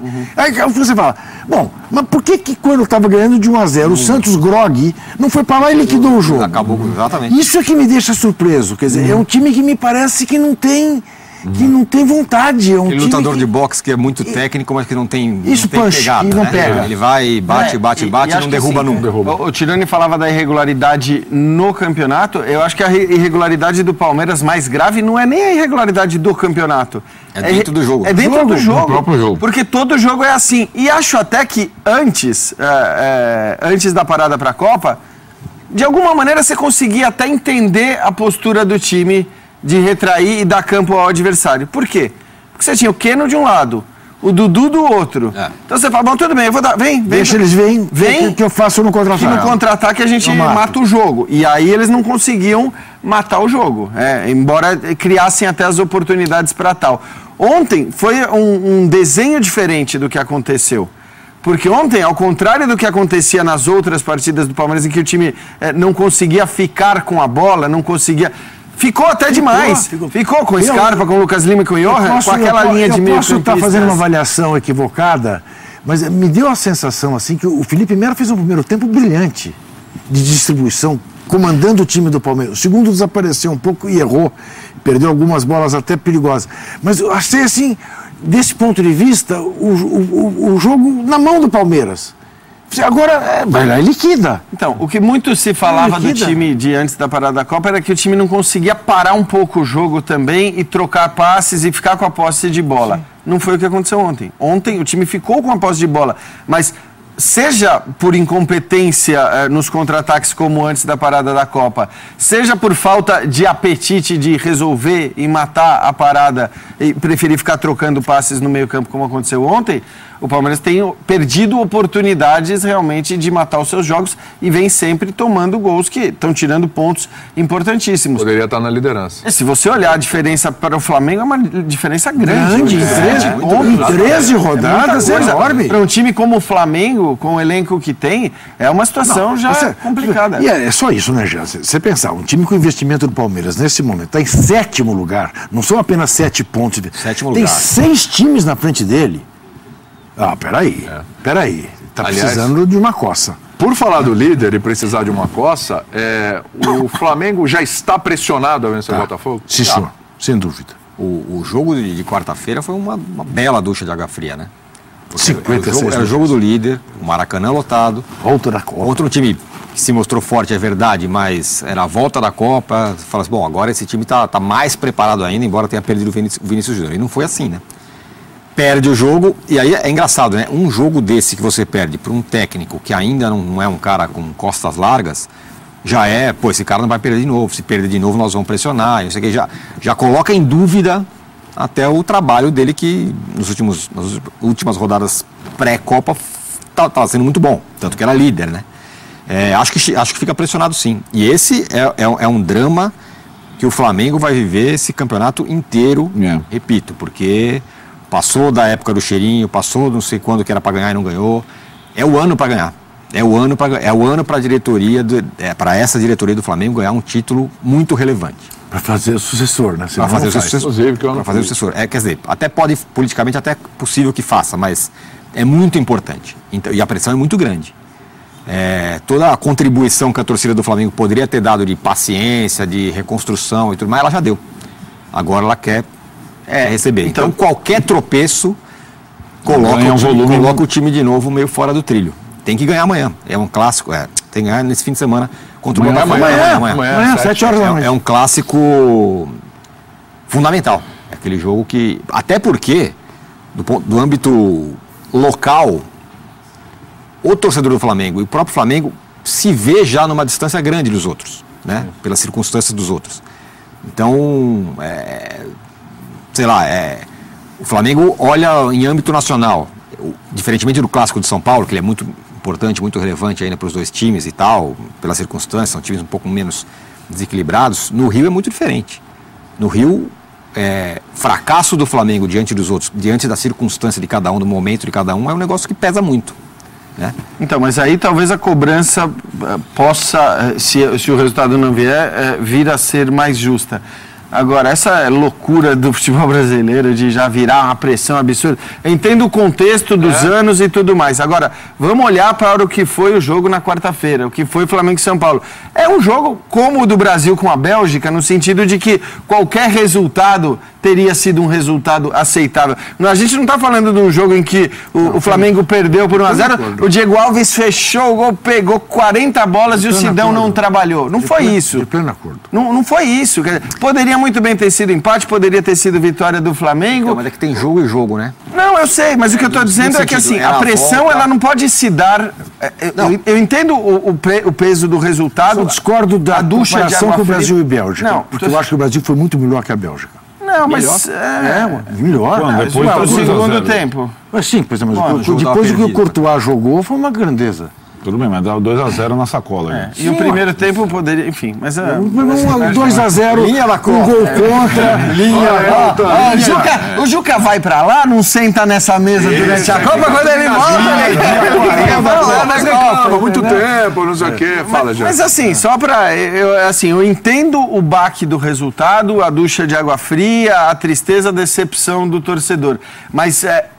o que aconteceu na partida, eu acho que não é motivo para virar uma corneta absoluta, seja em cima do Barbieri ou de quem quer que seja, porque foi um jogo de futebol. E jogo de futebol você pode ter 2 vencedores ou o empate. Acho que foi um jogo em que qualquer resultado teria sido aceitável. Os 2 times jogaram bem, os 2 times criaram chances. É claro que o mérito é até maior do São Paulo por jogar no Maracanã com a torcida do Flamengo e fazer a partida que fez. Certíssimo. Mas o Flamengo também não jogou mal. Não, certíssimo. O que não invalida é que se perder pro Botafogo... Claro. Mas aí agora, também a gente está falando de outro nível de adversário. Não, e sim. Agora, eu vou te dizer, se o Botafogo repetir contra o Flamengo o que fez contra o Corinthians, o Diego Alves vai ter que repetir o que o Cássio fez e não é qualquer um que repete o que o Cássio fez. Eu me surpreendi. O Botafogo tá de técnico novo, né? O Paquetá, que veio depois de, sei lá... Vai ser Paquetá contra Paquetá, Paquetá. É mesmo. É mesmo. Podia fazer o jogo na ilha, né? Tá vendo? Também. Seria interessante. Tem estádio lá na ilha? Não, de Paquetá não. Não? Mas enfim, mas se perder pro Botafogo, eu acho que complica a vida do jovem treinador. E assim, a gente, só para concluir, a histeria, digamos assim, acho que é por conta dessa, primeiro, do histórico. Do histórico e da margem que se construiu na liderança, ou seja, a perspectiva do Flamengo se abriu, agora foi perdendo a margem. E a gente já viu contra o São Paulo qual é a reação do torcedor para alguns jogadores amanhã vão ter que jogar. Sim. Pressionados mesmo. Então, a questão do Guerreiro que fica, né? Resolve ou não resolve? Eu ia te perguntar isso. Então, melhor usar o Guerreiro até o limite, vai lá até o dia 10 de agosto, ou, amigo, não precisa usar aqui o Uribe, você não vai ficar mesmo. Você usa até o limite ou você não já trabalha o time sem Não vai ficar mesmo. Eu acho que isso é só... O que ele quer de renovação, só quem pode responder com mais precisão, obviamente, é o treinador.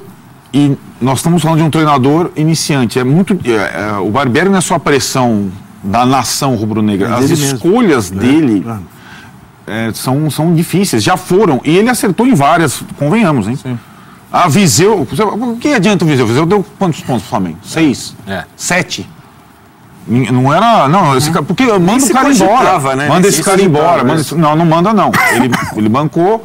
O Viseu entrou em algumas partidas, fez gols decisivos e pontos que estão aqui até agora segurando a liderança do Flamengo. Então, assim, eu acho que rifar jogador é a pior coisa. Agora, saber exatamente o momento de colocar um ou outro como titular, ou tal, isso tudo vai se colocando de novo para o Barbieri nesse jogo de cartas mesmo. Acho que eu acho que também não é uma questão tanta de reforços, embora o Flamengo tenha lacunas mais claras do que eventuais do Palmeiras, mas é uma questão de você saber com o elenco que tem acertar nas escolhas para as partidas específicas. E acho que ele talvez tenha, treinador no caso, errado mais nas trocas no jogo contra o São Paulo do que propriamente na estratégia para o jogo. As trocas não surtiram grande efeito, assim. Então acho que agora ele tem esse jogo com o Botafogo como mais uma prova nessa coisa. O Juca, durante a Copa ele foi efetivado. Aquela coisa, agora ele e o Largue no Atlético. Foram efetivados? Exatamente. Efetivados. Aumento de salário, tudo na carteira. Aquele reajuste de salário nós sabemos. Talvez deve ter aquele pichulezinho lá a mais. Sim. Guerreiro até o limite ou já começa a pensar o time sem ele? Então, mas veja, quer dizer, eu acho que primeiro que em relação ao Guerreiro cometeu-se um equívoco na hora da contratação. Esperou-se do Guerreiro uma coisa que o Guerreiro nunca entregou, ou pelo menos no Corinthians não entregava. Claro que fica, jogo, né? É isso, é que fica a imagem do cara que fez os 2 gols no Mundial e tal, não sei o quê. Mas o Guerreiro nunca foi um artilheiro. Goleador. Um goleador. Nunca foi. Né? E meio que se exige isso dele. Né? É caríssimo, né? Sem dúvida. É caríssimo. É caríssimo. Não é apenas para o padrão do futebol brasileiro, é caríssimo para qualquer padrão. Mas a minha dúvida é a seguinte, tem uma negociação.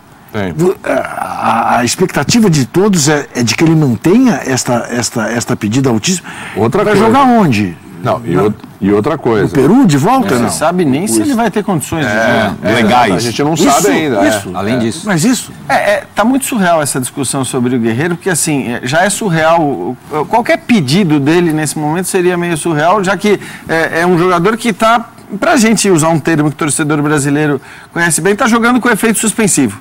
Isso. Basicamente é isso, ele está com efeito suspensivo, com outro nome, a pena está suspensa, ela pode voltar a qualquer momento. Então, evidentemente, ninguém vai renovar um contrato ou contratar o Guerreiro por 2 anos, 3 anos, como ele quer, se não souber que ele vai ter condições de jogo durante um longo período. Acho que isso é indiscutível, e falar em qualquer renovação antes que se resolva essa questão não faz sentido nenhum. Então, acho que os próprios empresários do Guerreiro, que costumam endurecer demais a história toda de renovação de contrato ou não, eles vão ter que talvez buscar uma alternativa. Falar, bom, a gente sabe que ninguém vai contratar o Guerreiro enquanto esse efeito suspensivo não terminar e a gente souber se ele vai estar suspenso ou não. Até lá, não sei o que você pode fazer, não sou advogado, mas certamente dá para você fazer contrato de 3 meses, de 2 meses, enfim, ir jogando com seguro, que seja, tendo um vínculo, não sei exatamente juridicamente como se coloca.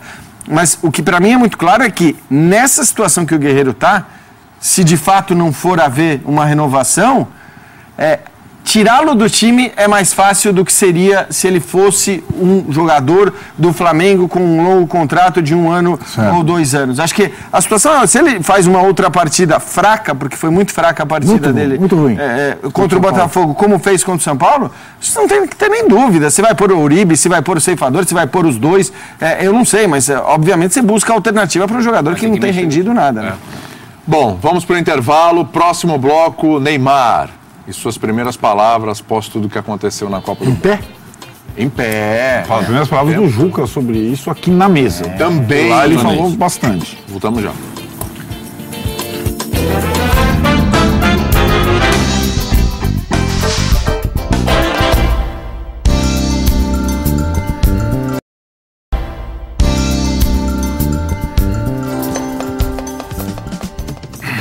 De volta a Fã de Esportes. Deixa eu lançar uma última enquete. Ela tem a ver com o Vinícius Júnior e a gente vai entrar no assunto Neymar aqui. Porque o Neymar ontem falou com a imprensa depois de tudo que aconteceu, né? Deu posicionamento dele sobre algumas coisas. A pergunta é sobre o Vinícius Júnior que se apresentou hoje no Real Madrid. Foi apresentado, né? Tem futebol para jogar no Real nessa temporada? Sim, como titular?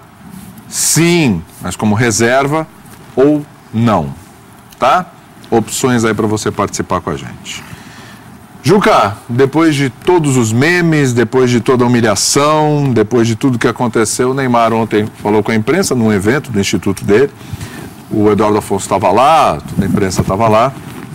E o Neymar se posicionou aí com relação a algumas coisas, primeira vez que ele fala, e sobre a questão de cair, falou, olha, eu não vou falar pro cara que tá me marcando, amor, dá licença, vou passar e tal, eu vou pra cima, sofro falta mesmo, assim mesmo, e com relação aos memes eu dou risada com isso, não tô nem aí tudo, vou ficar no Paris Saint-Germain, entre outras coisas.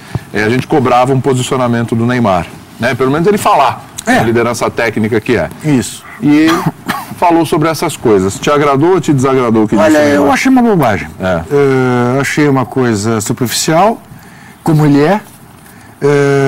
Achei que ele sai dessa Copa, também não fui só eu que achei isso, desse tamaninho, né? Diminuiu-se muito. Se o objetivo dele é ser o primeiro do mundo, hoje no mínimo tem 10 caras na frente dele, né? Ele nem sequer no ataque do Paris Saint-Germain, ele é o principal jogador, ao contrário, ele é o terceiro, né? Porque o Mbappé e o Cavani saíram muito bem da Copa e ele saiu do jeito que ele saiu. Ele é muito mal assessorado, ele é refém de um pai castrador, mal educado, autoritário, grosseiro. Me preocupa muito que o Brasil perca um jogador extremamente talentoso, um jogador raro como é o Neymar. Me preocupa que por causa dessas circunstâncias todas de vida, né, ele e seus parças, que são um bando de vampiros, né, que coabitam em torno dele e vivem dele, a gente tem apenas um popstar que nunca seja o jogador que poderia vir a ser. Nada contra o Neymar, que está parte para cima do zagueiro e tenta o drible e toma o pontapé. Tudo contra o jogador que simula e que virou piada internacional. Quer dizer, não depende mais da gente, inclusive. E isto ninguém mais vai tirar, né? Que efeito isso vai ter nos contratos futuros dele? Não sei. Eventualmente, uma fábrica de esparadrapo, de mercúrio cromo, até se aproveite disso e faça coisas criativas, né? E ele ganhe mais dinheiro com isso. Mas o fato objetivo é esse. Ele continua sendo um menino de 26 anos, pai de família. É um menino. Um AP que é um menino, de fato, tem 19, jogou feito gente grande, né? Foi essencial para a França ser campeã do mundo. Eu não, veja bem, deixa claro isso também para o fã do esporte. Eu, em hipótese alguma, me esqueço do fato de ele ter ficado 3 meses sem jogar futebol e voltado para disputar uma Copa do Mundo. Isso a gente tem que levar em conta sempre. Agora, ele não teve o comportamento de quem vinha dessa situação. E ele é de tal maneira antipático, de tal maneira superficial, arrogante, que as pessoas acabaram levando isso em conta também. Porque é aquilo, a liderança técnica do futebol brasileiro vai falar pela primeira vez 15 dias depois da eliminação, se recusa a falar com a imprensa na saída. Eu te pergunto, o que você acha? Se recusa a falar por meio da imprensa. Sim, para o torcedor. Isto. O que você acha que pensou o Gabriel Jesus, que estava ali? Cacilda, se o Neymar não fala... Por que eu? Ele falou, né? E ele falou, né? Me preocupa muito que o Tite seja refém dessa situação, que a comissão técnica seja refém de uma situação de Neymar pai e Neymar filho, né? O único parente na concentração, hospedado no mesmo hotel da concentração brasileira em Sochi. Me preocupa muito, né? Isso dá a medida do que é a CBF. A sorte do Coronel Nunes é que o Neymar virou uma piada maior que ele, uma anedota maior que ele, né, durante a Copa.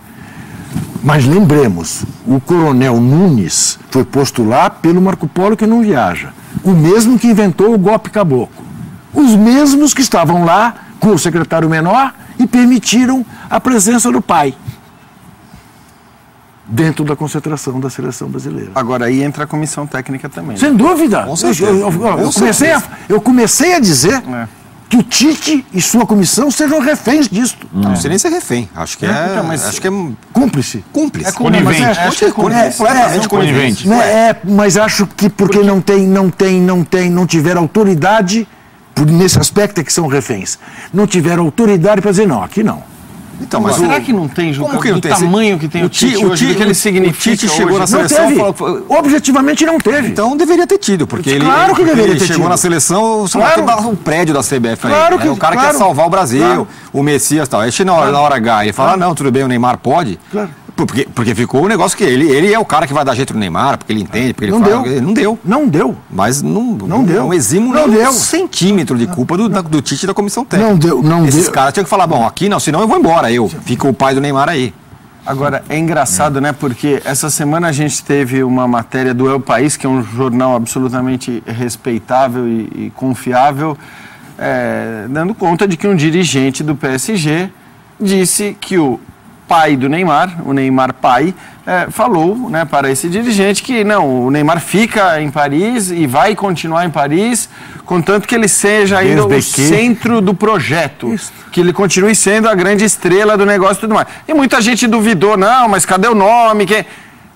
A entrevista que o Neymar deu, que foi uma típica entrevista do Neymar, só comprova o quanto o Neymar filho e o Neymar pai têm uma incapacidade absoluta de fazer análise, de fazer autocrítica, de fazer avaliação, de entender o porquê que está acontecendo tudo isso, porquê que ele virou piada e tudo mais. Porque não tem nada a ver com ele driblar ou não. Todo mundo quer que ele drible. Todo mundo que gosta de futebol quer que ele drible. Não tem nada a ver com ele sofrer faltas ou não. Eu acho que todo mundo sabe que ele sofre faltas, sofre muitas faltas, assim como o Messi sofre muitas faltas, assim como o Cristiano Ronaldo sofre muitas faltas, assim como o Hazard sofre muitas faltas. Então, a hora que ele tira totalmente o foco e termina a entrevista de mas minhas costas são largas e eu tô tranquilo, porque é só uma...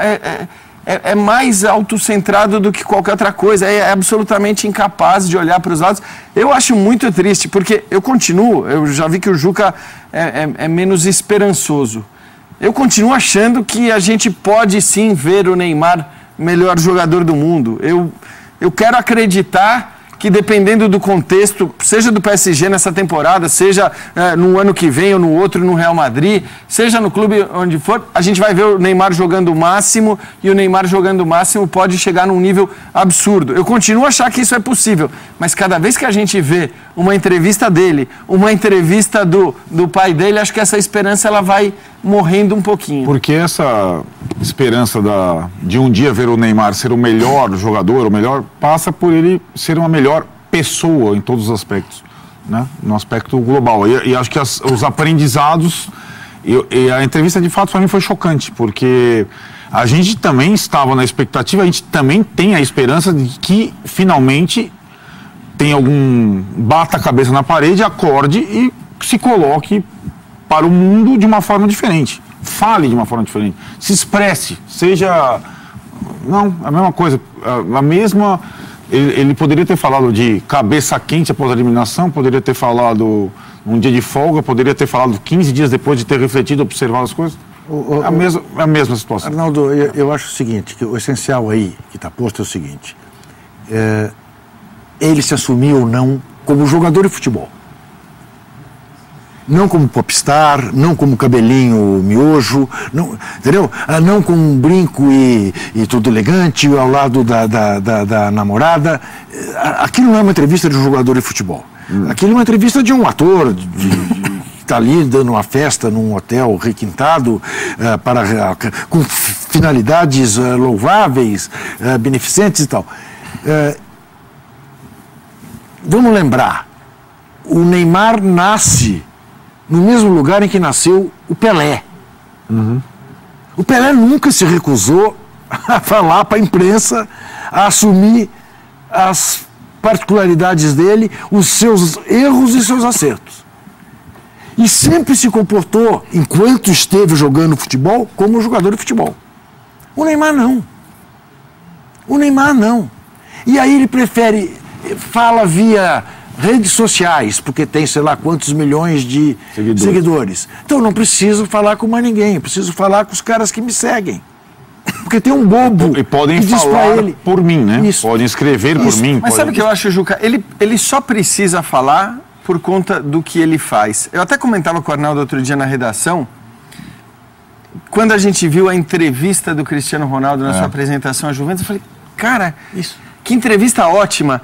E aí parei para pensar, é muito raro a gente ver o Cristiano Ronaldo dar entrevista. Sim. Porque ele nunca dá entrevista pré-jogo. Esses caras... Pós-jogo. Pós-jogo também. Então, assim, ele fala quando ele quer falar, evidentemente, numa apresentação à Juventus ele vai ter que falar. Agora, não se exige ouvir o Cristiano Ronaldo, porque tudo que ele faz, e mesmo a vida de popstar, que eu acho que o Cristiano Ronaldo talvez seja a maior prova, Juca, de que é possível você ser popstar e ser um baita jogador. Se o Neymar quiser ser o popstar que é ele ou o Cristiano Ronaldo, beleza. Sim. Só que assim, ele fez uma série de coisas na Copa do Mundo dentro de campo, não estamos falando das coisas fora de campo que ele ou o pai dele fizeram, não estamos falando disso. Estamos falando das coisas dentro de campo. Isso. Ele fez várias coisas dentro de campo que o transformaram numa piada mundial. Isso. E aí ele poderia se manifestar em relação a isso, minimizando, dizendo que foi exagero, acho que era até o normal, o caminho normal, não. Acho que teve muito exagero, de fato, às vezes a gente valoriza. Enfim, tem 8 mil caminhos de entrevista para ele dar. Um caminho que ele não esse caminho que ele. Que fosse que tenha sido ruim, Só que a forma é muito ruim, né? Ele fala, pô, Não, eu o sei, conteúdo é ruim, né? dói em mim. Eu ponho gelo lá, 5 horas Mas o caminho depois. não é bom, não, Tironi. Não, eu acho que ele poderia ter falado... O conteúdo é nulo. Ele poderia ter falado isso. Pô, Mas não em pé, ali exatamente, no meio da coisa, exatamente. na Acho que festa. a forma, Não, acho que a é forma. isso. Ele poderia ter falado isso Não, mas eu um discordo. dia depois, falar, pô, e aí, você cai, eu caio, mas é porque dói. Isso, vou te Vai lá mostrar tomar vou porrada te pra você mostrar ver. meu Vem tornozelo. ver como é que tá aqui. É, então, mas eu Entendeu? é que eu acho que assim... É que a forma foi ruim. Mas eu discordo, inclusive, do teor da entrevista. Tá. Porque a entrevista que ele dá a entender que estava todo mundo, primeiro, o condenando por driblar. Isso. Ninguém o condena por driblar, talvez o Arnaldo apenas. Driblar na área na hora não. errada. Não, tudo bem. Acho Driblar que isso- pra mas, trás. Mas ele não é. Você falava muito isso. Eu não quero criar uma polêmica. Não, né? não cria. Você falava muito do Ronaldinho e acho que o Ronaldinho Nossa Senhora. era muito afeito a dribles desnecessários. Não é o caso do Neymar. Eu acho que o Neymar ele vai. Só que assim. Ele tem outras opções que ele acabava abrindo mão dessas outras opções. Mas o drible dele, em geral, Agora, tem um é aspecto, objetivo. tem um aspecto aí do vai ficar no Paris Saint-Germain, É. porque o Real Madrid também não está querendo levar. Sim, claro, vai ficar também porque... Porque a situação mudou. Por que o Real Madrid vai investir um caminhão de dinheiro Mas acho que num o Real rapaz que queria, viu? queria? Mas tem o Hazard. Mesmo depois da Copa. Eu acho que não. Aliás, o próprio, assim, também eu vou acreditar no que é desfavorável e favorável ao Neymar em relação ao país, né? Porque o próprio Diego Torres, que muito fã do Neymar desdenha do Diego Torres, o repórter do El País, porque ele é um criador de polêmica e tudo mais, disse, por outro lado, aliás, nessa matéria que todo mundo reclamou, né? Porque ele falava essa questão do Neymar, do comportamento e tudo mais. Ele também falava que foi o único jogador a 2 vezes na vida ter dito não ao Real Madrid. O único cara com tamanho para dizer não ao Real Madrid 2 vezes, quer dizer. Então, acredito que o Real Madrid de fato tivesse interesse nele, mas acabou sendo uma opção e que não é só uma opção do Neymar também, né? Porque a gente trata jogador como, né? Ele tem um contrato assinado ali com o PSG que pagou apenas 222 milhões de euros para tê-lo no clube, né? Pode falar. Só voltar rapidamente com essa história, né? Porque ele é tão paparicado e fica tão tempo todo com 1000 caras em volta dele, parça, pai, não sei quem e tal, que na única possibilidade durante a Copa do Neymar aparecer e falar, quem foi que não deixou? O Tite. Ah, não, eu falo pelo Neymar. Isso é um absurdo. Isso é um absurdo. Então, nesse aspecto do Tite, em vez de ter ajudado, ele também ajudou a montar essa imagem do Neymar intocado, que eu acho um desastre. Eu te diria o seguinte, até eu estou pensando, mais tarde quero escrever uma coisa mais aprofundada sobre isso. Eu acho o seguinte em relação ao Tite, como todo mundo, uma estreia em Copa do Mundo tem um peso, razão pela qual eu acho que os treinadores devem todos ter a chance de uma segunda Copa. Embora o Tele tenha tido e não tenha obtido sucesso. Filipão também. Mas foi diferente, né? O Tite, Ganhou antes, perdeu o Filipão manteve a sua postura de 2002 para 2014. Sim. Né? De se abraçar com um grupo. O Tele não. Sim. O Tele fez trocas, o Tele tirou o Oscar do time titular, o Tele tirou o Falcão do time titular, né? O Tele teve o conceito de que isso aqui é um torneio curto, quem está bem, quem não está bem. O Tite não. Por mais que ele respondesse que ele tinha essa consciência, e eu fiz essa pergunta para ele no segundo jogo, ou no primeiro jogo, ele não fez. Ele manteve o tempo todo. E, a meu ver, errou gravemente em pôr o Marcelo para jogar contra a Bélgica, que era jogo para o Felipe Luís ser mantido.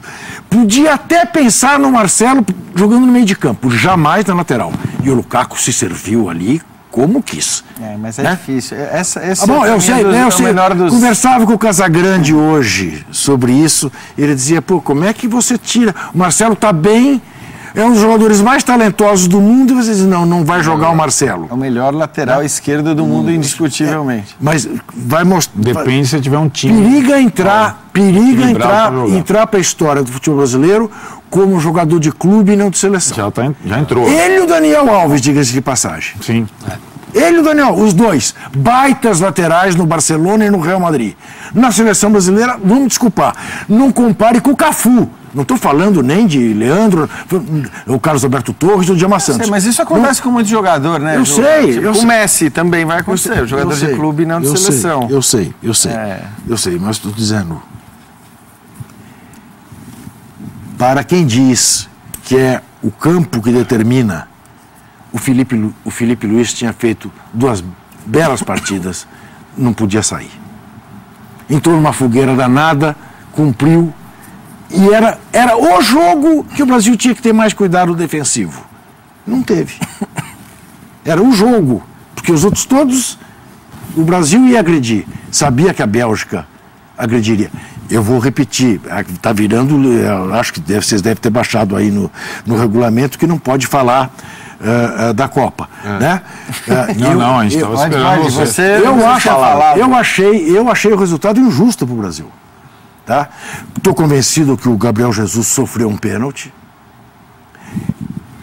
que o VAR estava ali para mostrar e não mostrou, né?